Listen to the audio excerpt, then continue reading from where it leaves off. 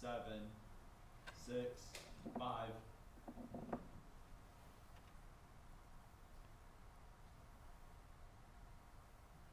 Hello everyone and welcome to Torch Sports. Let's start tonight as we usually do with the Orange Zone crew, that being Sophie Starkey, Luke Attal, and Luke Lamery. I'm your host, Jackson Schock. The Tennessee men's basketball team took their momentum from Saturday's win against Florida and carried it into last night's game against Mizzou. Let's do a little bit of a refresher on how that game went. Well, it went well for the Vols, and in such a good way that they shot successfully. And my favorite part was not only that they were able to hit 66% of their threes, they also went 50% from the field, something that we will critique a little later. Also, they out-rebounded the Tigers. The only issue in that first half, aside from being down, was the turnovers. A lot of turnovers, 11 in this one. Mizzou only 3, which is pretty impressive. When you watch that game, I know we've talked about shooting woes in the past, but they shot the ball well. They really did, and that was the thing that stood out to me from this Missouri game was the shooting was much better than we've seen from the Vols. Like you mentioned, they were 50% from the field, 66% from three, which you'll take that any day of the week and run with it. And that's what you haven't been seeing in these recent games is the shooting being up to that standard. And I'm going to look at this game and compare it to the first game that we played against Florida, because when you take what happened last night, Chaz Lanier had 10 points. You look at the first game we had against Florida, Chaz had 10 points. Well, one game we won and scored 80-something points. Other game we lost by a sizable margin. Where's the difference in that if, Chaz, our shooter, had the same amount of points? What's the supporting cast? We've talked about this recently. If Chaz has an off night, who needs to step up for him?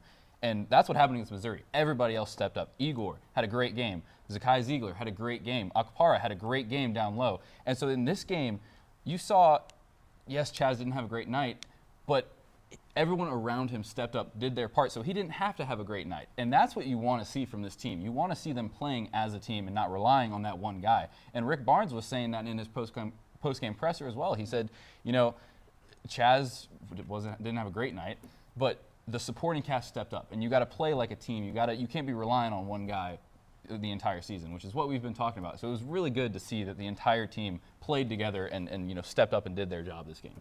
Well, it's better shot selection, smarter shots. I mean, you're looking at 72 shots versus Kentucky. Now you're taking 54 and you're making half of them, whereas in the past, you're making 30%. There's a big difference there. So what happens is Rick Barnes sits his guys down and he says, look, guys, we got to be taking smarter shots. Let's run some plays. Let's get some guys in the paint, like you said last time. Get some guys in the paint, start working some plays down.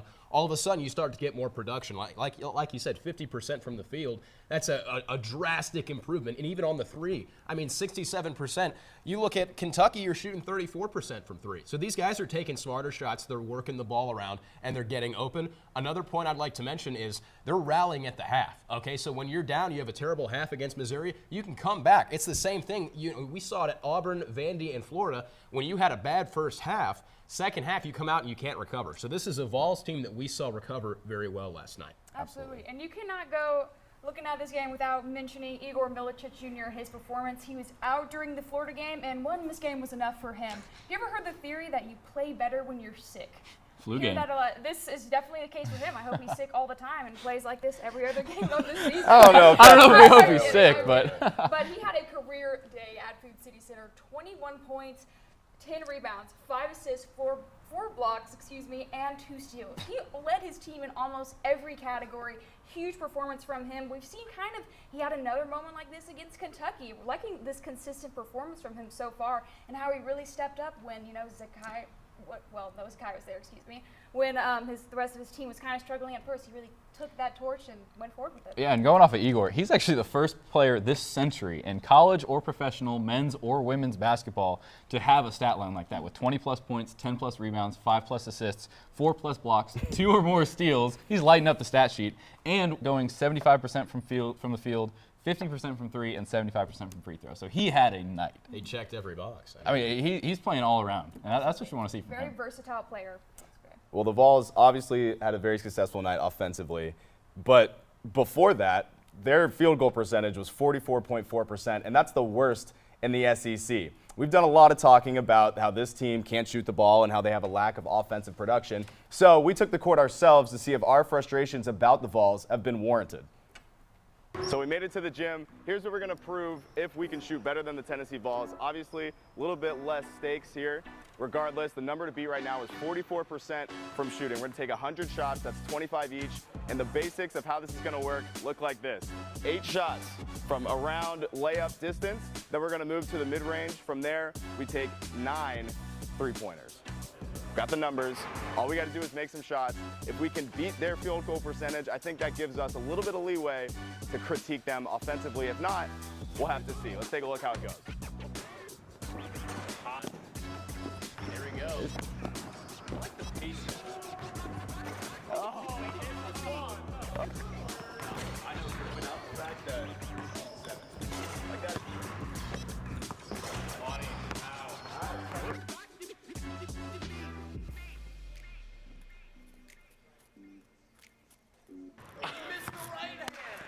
Yay. As you can tell, much more challenging approach. You gotta slow down. Go team. First round is done. 6 for 8. 6 for 8. 6 for 8. And a perfect 8 for 8. We're on pace. As long as we're over half, we are on pace. We're doing well. Now we're going to move to the mid-range. I think this is where we start to struggle a little bit. I think this is where we start to struggle.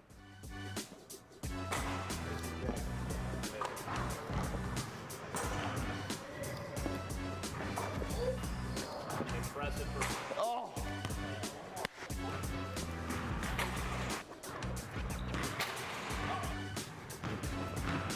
There we go. the elbow stop. Yeah, that's my bread and butter. Oh, that's awesome.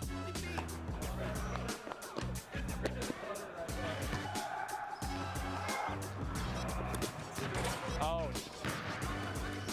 Come on. Come on, folks. Come on, folks. For it later. We After the mid-range, an unfortunate 1 for 8. effort here. Effort counts, right? Effort counts. Effort counts.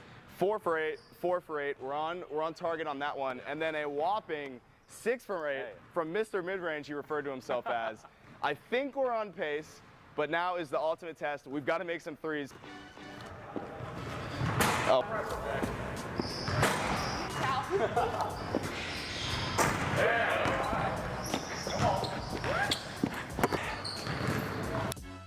We're gonna try.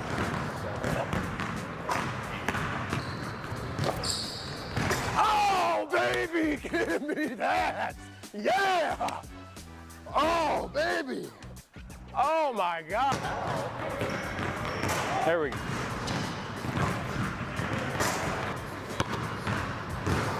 And strong. Oh, no. Wee. What is happening? That's gonna happen. Wee. That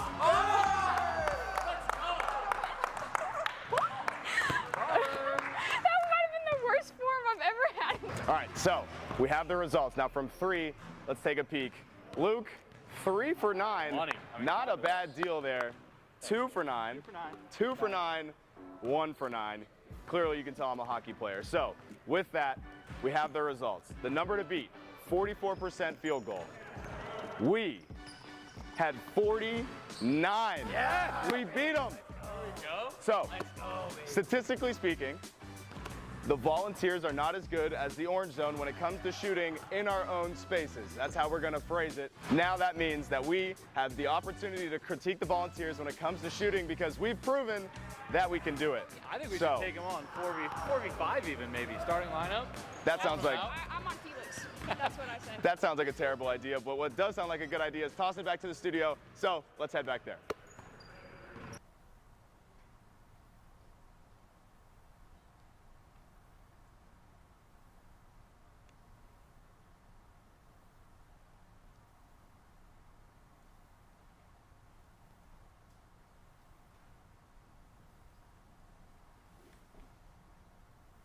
All right, well, we apologize for the technical difficulties. We can't see what we're doing in here. We've got some issues. Regardless, I want to send a thank you to Jordan and Tyler for helping us film that, and sorry for the blank stares as we came out of it. Nonetheless, I'm surprised that we were able to shoot so well. 49% is not a bad deal considering we're a bunch of scrubs who haven't played organized basketball, at least from my standpoint, since 5th grade. I was 6th grade, so I'm right there. Okay, there we with you, go. yeah. Middle school basketball is the last time we played for an organization. I'll tell you, that wasn't bad, though. No. 49% from the field, we'll take it. No.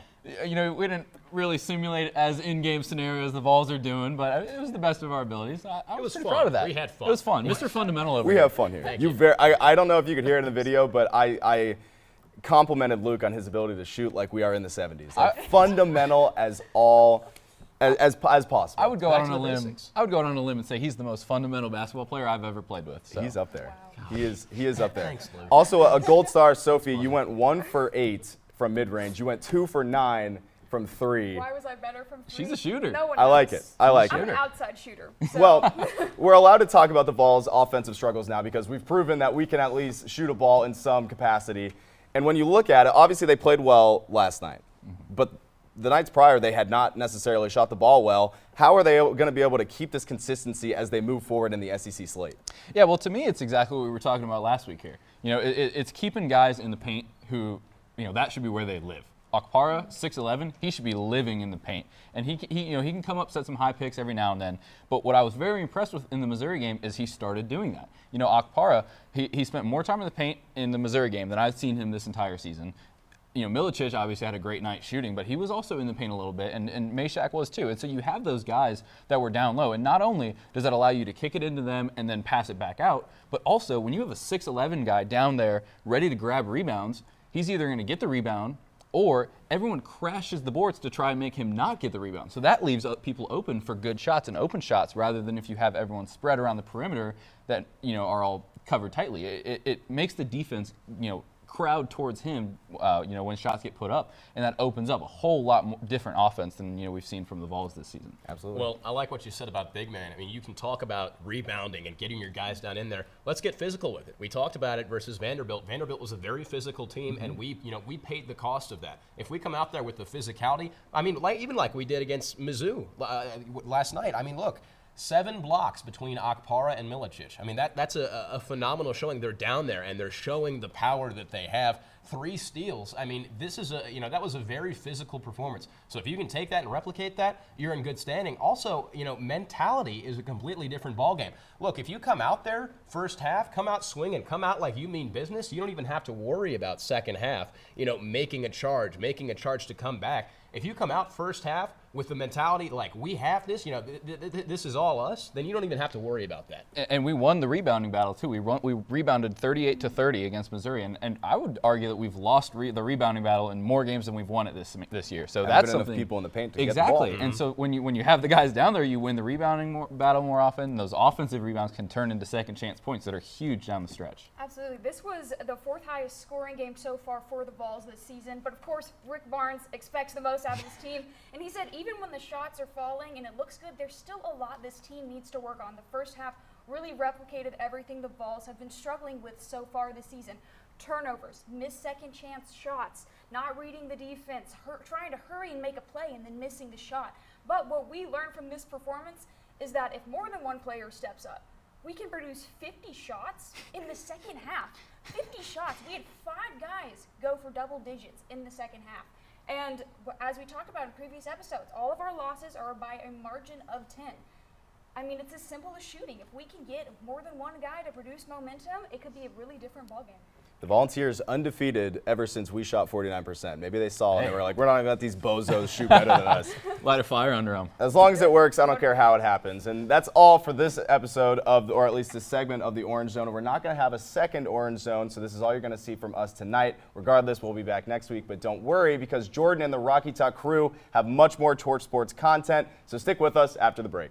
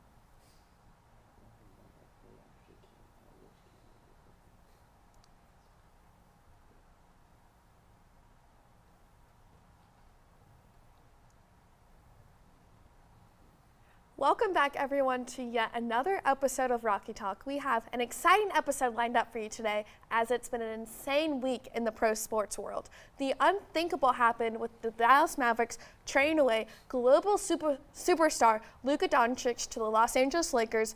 Super Bowl 59 is this week between the Chiefs and the Eagles, as the Chiefs look to complete the first three-peat in NFL history. We'll dive into all of it. So first of all, let's get into the biggest news literally in NBA history, the Luka Doncic trade. Who won this trade and why? Let's start with you, Jack. Well, you know what? I'm going to go ahead and state the obvious. I think the Lakers win this trade by a pretty large margin. I'll tell you why. The Mavericks, yes, they address a position of need. Getting Anthony Davis in the post, that's a big acquisition for them. But if the concern was really a crowded backcourt and conditioning, you can fix the conditioning issues. You can iron those out in the offseason. This is a team that made the NBA Finals a season ago and added Klay Thompson, a known playoff performer, in the offseason. So they should have traded Kyrie Irving if they were looking up to clear that backcourt. But my biggest problem with the trade for the Mavericks is how you come away with only one first-round pick. You got to get more than that. I agree. Go ahead. Yeah, this looks like a clear blunder to me from the Mavs. But at the other end, I don't love the trade for the Lakers either, because what is the long-term plan? You got LeBron James for 1, maybe 2 more years. Now it is LeBron James, and he could surprise us, and maybe he's still here in 5 years, and I'm eating my words because that's just kind of what LeBron does. But you've got Luka for a short term. He doesn't get his supermax. He's not going to be happy about that.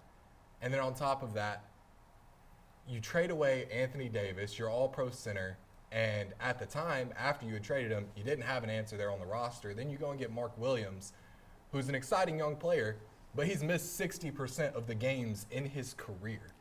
Is that Is that going to be a long-term solution at the center position? Because behind that, you're looking at Jackson Hayes. Now, outside of that, you did improve quite a bit. I mean, going from Max Christie to Luka Doncic in your starting lineup is fantastic, and I think that's a bigger step up than the step down from Anthony Davis to Mark Williams. But my question is, can Mark Williams stay on the court? That'll be the big question for the Lakers going forward as they chase the title this season. Okay, so we both think that the Lakers, or we disagree that the Lakers won the trade, and then you just don't like what the Lakers did for their long term. I don't like the trade for either team. Makes sense. Okay, so there's so many trades in the NBA world this past week alone, so we're going to get into the next one. De'Aaron Fox and Zach LaVine. So who do you think will have more of an impact with their new team? De'Aaron Fox on the Spurs or Zach LaVine on the Kings? Go ahead, Riley. I think we're going to agree with this one because we've already seen it in a limited capacity in one game.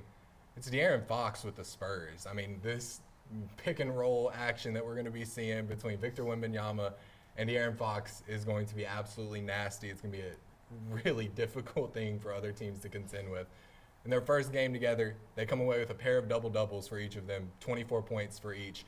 And De'Aaron Fox has 13 assists in his first game with the Spurs. I mean, it's looking really good over in San Antonio. Now, are they ready to compete just yet? I don't know. It took them, a last-second magic to beat the Hawks of all teams. But going forward, I like that duo. I think that's a fantastic person to pair alongside Chris Paul to grow Victor Wembanyama and allow him to be the next big star for the Spurs. They seem like they're building a good team around their young superstar, which is what I think you need to do. Yeah, I mean, for me, I think it's De'Aaron Fox, head and shoulders, will be a better fit for the Spurs. And that's because you look at the way that De'Aaron Fox plays. He plays with pace. And that's so important for a guy like Victor Wembanyama, who's a anomaly in the sense that he can play with pace as a guy who's 7'4". You don't see that quite often. I think Fox is a guy who's typically known for his scoring. I think that takes a load off of Wembanyama significantly. But he's also going to look to facilitate. And I think that he's going to step into that role, learn a little bit from Chris Paul. The thing for me with the trade for Sacramento acquiring Zach LaVine, you saw how Zach LaVine and DeMar DeRozan together worked in Chicago. It didn't. So why are you trying to now replicate what the Bulls have done to be a 10 or 11 seed the last 3-4 seasons? It doesn't make much sense to me. I think the Spurs trade for Fox is phenomenal. You get a running mate for Wembanyama for the next 5-10 years. It's going to look phenomenal for the next decade as far as I'm concerned. Okay, nice. So the next trade we need to move on to is one more recently. Last night, the Warriors traded for Jimmy Butler. They gave up Andrew Wiggins, Kyle Anderson, a couple of first-round picks. So the Jimmy Butler Miami saga is finally over with, and we get to move on with our lives. So do we think that is a fair trade for both teams or not? Well, Go I think ahead. it's fair in the sense that only because Miami had to do it. You had to get rid of Jimmy Butler. There was no choice. Like you said, it was a saga. If I'm looking at that trade at face value, the Golden State Warriors ripped off the Miami Heat royally. You get one of the greatest postseason performers of all time to pair with the greatest point guard of all time. Now, the key is you got to make the playoffs. And Jimmy Butler has been Yes. declining sharply this season. But I think it's because he's been unhappy. I think you get him on that team. I think Wiggins is only 29. The Heat got a first-round pick. But when you're talking about one of the guys who's one of the greatest postseason performers ever, that's a guy you need if you're going to chase the championship. I think it's a great job by the Warriors, Mike Dunleavy Jr., their new general manager, to kind of step in and maximize that last part of Steph Curry's title window. I love it. Yeah, this to me looks like a trade that was born out of necessity for both teams. The Warriors are in a position where you can't get rid of Stephen Curry. You Yeah. can't. That's Steph Curry. He is the face of your franchise at this point. While on the Heat side, you had to get rid of Jimmy Butler. That was a saga that was just a poison for your team. It was taking you down. It was ugly. So It's the best way to toxic. describe it. Toxic, Yes. toxic, toxic, toxic. So now you've got two teams that need to do something. The Warriors need to make a move to improve their title chances while they still have Steph Curry playing. And the Heat have to get rid of Jimmy Butler. I don't love that. I'm personally of the opinion that the Warriors are at a spot where they need to blow it all up, reset. They don't have a title window as far as I'm concerned. Steph's great. He's not great enough to pair with Jimmy Butler and instantly take you to a championship, especially when you get rid of guys like Andrew Wiggins, who have been key contributors to your team this season. I don't like this. I don't like it, the look of it at all for the Warriors. And I think, honestly, the Heat, they came away with some solid players and got rid of a really, really bad look for their team in Jimmy Butler. So, yeah, to recap it, crazy, insane, unheard week in the NBA. But we have a pretty big event this Sunday in the Super Bowl, and we're kind of forgetting about that with all these trades. So this Super Bowl is rich of storylines. The Chiefs going through for the three-peat, players like Saquon and DeAndre Hopkins appearing in their first Super Bowl, rematch of Super Bowl 57, and you can't forget about Travis Kelce and Taylor Swift. So, moving forward, which quarterback needs to have a better game in order to win? Jalen Hurts or Patrick Mahomes? You know what? I think Riley and I are going to disagree on this one. I'm going to go ahead and say that Jalen Hurts, one of my all-time favorite players, needs to have the better game to win this game. And that's because of the experience that Patrick Mahomes has. 3 championships already. I think Mahomes has already beaten Hurts in the playoffs. I think for Hurts, it's going to be a mental hurdle to win this game. It seems like the world is on the side of Kansas City with Taylor Swift and Travis Kelce and all this nonsense about these calls late in games that the Chiefs get. So I think for me, what I need to see is a superhuman performance from Jalen Hurts. Yes, he has the weapons around him, but this is a top 5 Kansas City defense in the league. So this is a tough matchup for the Eagles. I like that they got Saquon Barkley this time around. That's going to help Jalen Hurts out a lot. But I need to see him get that deep ball going, get Dallas Goedert involved, get all these guys involved. Can't be looking at only A.J. Brown. So Hurts is going to have a great game. I think he will. I think the Eagles come away with the win. That said, the Chiefs' defense is incredible, but so is the Eagles' defense. Yeah. So this is going to be a situation where I'm looking at the offensive supporting cast around both of these quarterbacks, and to me it's clear Patrick Mahomes has to have a superhuman game. Given the type of support he has around him, compared to the kind of support that Jalen Hurts has around him. You got A.J. Brown, you've got Devontae Smith, you've got this superhuman offensive line and a running back to pair with it in Saquon Barkley that looks to be the best in the league right now. Patrick Mahomes, he's got what? Xavier Worthy, Yeah. Juju Smith-Schuster. I mean, not as much as the Eagles. I don't like the supporting cast around Patrick Mahomes right now. He has to be at an elite level. He has to be making the plays, doing the superhuman things that we have seen him do time and time again in order for the Chiefs to win this game. And honestly, I think he's got the pedigree to do it. I mean, 2 championships in a row. He can make it 3. We have a saying on our NFL podcast over Rock Solid Sports. At the end of every playoff prediction, it's always Mahomes. It is always Not this time. Mahomes. Yes. So I'm taking Mahomes to have a superhuman performance, win his team the 3-peat. Yes. Okay, well, that is all we have for Rocky Talk this week. Thank you for joining us, and we hope you all have a great weekend and enjoy the Super Bowl.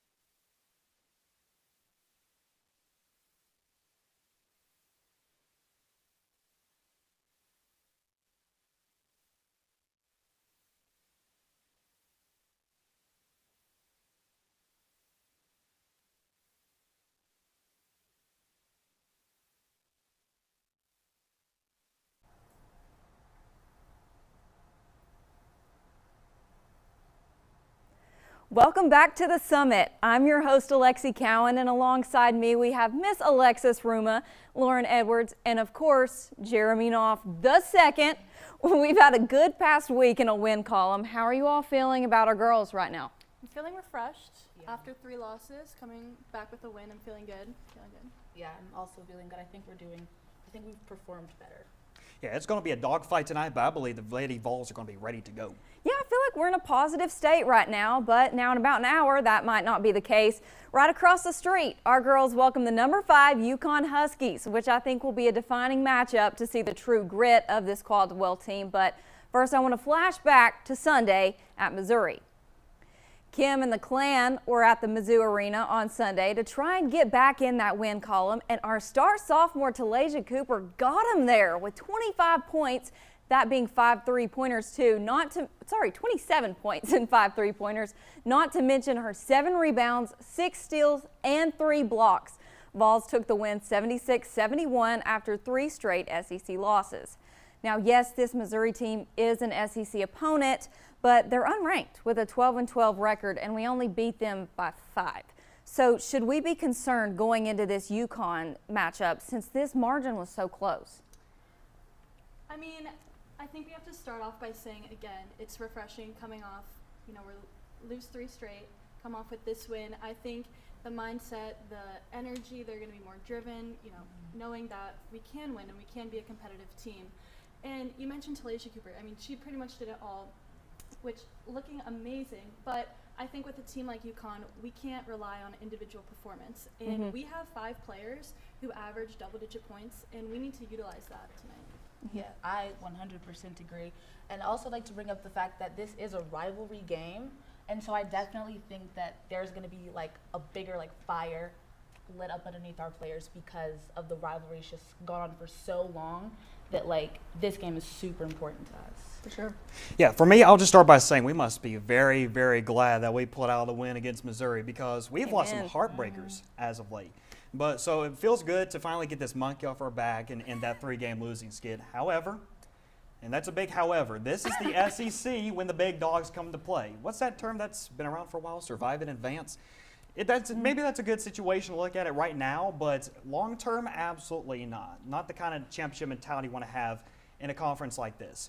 However, I am confident in the Vols to pull out this win, but I need to see some consistency on that basketball court tonight. If they can do that, absolutely they have a chance to pull off the win against the Huskies. Yeah, I agree. Now we're going in to this big UConn game, all right? So UConn's coming over, and we have so many outstanding players, but if you don't even understand how big this UConn matchup is, and I'll let you all see some stats if we can pull them up. UConn and Tennessee have had an iconic rivalry here. Lady Vols last game were 24 for 69 from field goal range, just under 35%, and 10 for 25 from the three-point line. That's 40%.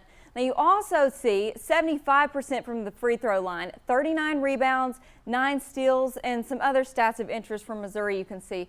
Now looking at these, is there a stat that stands out to you from Missouri's game that was either surprising or concerning? Yes, I'll go ahead and start with the most concerning stat is that we shot from field under 35%. I think it's pretty straightforward.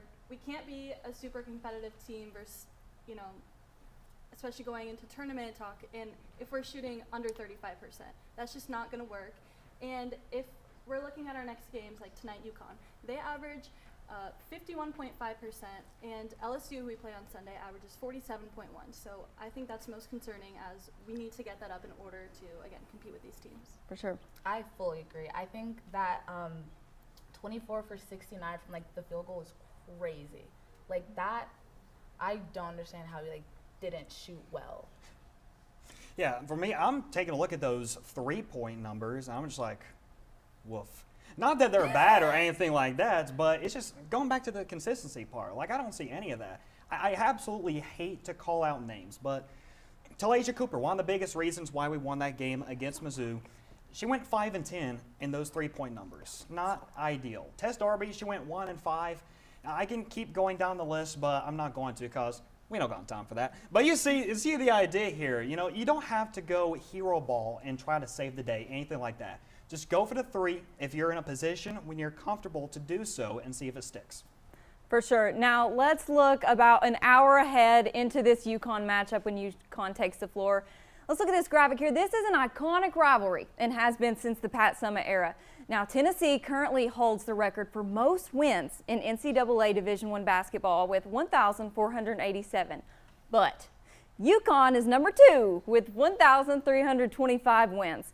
The Lady Vols haven't beat UConn since 2007. Not to mention this is a new coach's first time meeting the Huskies. So now this UConn team, they're 21-2, only losing to number 8 Notre Dame and number 7 USC. But this is only the second SEC team they face. They beat number 18 Ole Miss in late November, so they're not really coordinated with this SEC matchup here. Along with the record comes the all-star Paige Buchers, who averages 18 points per game, and Sarah Strong, who is a freshman, may I add, averaging 17 points per game. Our ESPN matchup predictor has UConn winning at 79.8%, UT at 20.2%. But Kim Caldwell, she's tough, and so is their team, and they're very intimidating. When you get it in that Knoxville crowd, it's a little stressful. But if you're Caldwell here, okay, you've got this game book, okay? We're drawing up a plan. What's the plan to fight this? So when I was thinking if I was Kim Caldwell, what would I do? And 2 words just kept coming to mind. Take advantage. We have so much to take advantage tonight of. I mean, you mentioned being an SEC school. They're not used to, at least in the regular season, facing, you know, big crowds like this week in and week out, and we are. And we've come close to a lot of these games, even though the ones that we've lost. And also, we need to not play how they want us to play. For the Mizzou game, we came out starting 0-9 on the field. We cannot do that. We need to start off strong, need to be pressuring, and we need to take advantage of, we have used 14 different starting lineups. That's crazy. Yes. Now, we cannot, no matter how much film they watch, we need to bring out something new, something that they're not ready for, and to confuse them, and again, take advantage. And I mean, with all that being said, I think we can do it, especially Vol Nation. We need to be loud. If this is a game, if we're giving them a game, they're going to fight for all 4 quarters, so we can't let up, and we need to scare them out of Knoxville. A big advantage there with those starting lineups. Lauren, what you got? Yeah, I definitely think that one of the main things that we need to do is like just make sure there's always someone on Paige. I mean, she is the highest scorer on their team. Also, Sarah Strong. Sarah Strong and Paige, they've got like this, once they get in their groove and they're going, it's shot after shot after shot. Those girls gonna shoot. They shoot and it goes in almost every single time. And I definitely think that, I don't think that we need to be scared to shoot, because sometimes when our shots aren't falling, we like stop shooting when like someone's got an open look. And I think that we just need to like shoot the ball and like just like make sure that we're like guarding who we need to guard. Yeah, going back to the field goal percentage you mentioned, absolutely abysmal. So I would say on the offensive side of the ball, just make the simple shots. Make the layups, make the close-up shots at the goal. You can't win any of those close games against top 5 teams without making those shots. So on the offensive side of the ball, definitely take care of that. On the defensive side of the ball, you mentioned their big players, Paige Buchers, and there was also another one I forgot. But Sarah Strong, that's the one I forgot. Yeah. Just clicked to me. All right. Pay attention to Sarah Strong now, because she is a 7.8 rebounds this season, most of anybody else on the Huskies.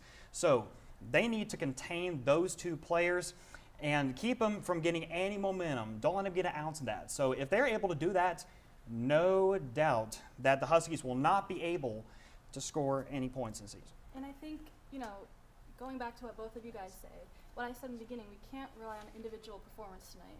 While we love to see Cooper having 27 points, we need to utilize everyone. You know, just like we saw in the men's game when Zakai and Igor came together, even 2. I'd love for 3. And again, we have 5 players averaging double-digit points, so we need to use that tonight. Yes. Yeah, I fully agree.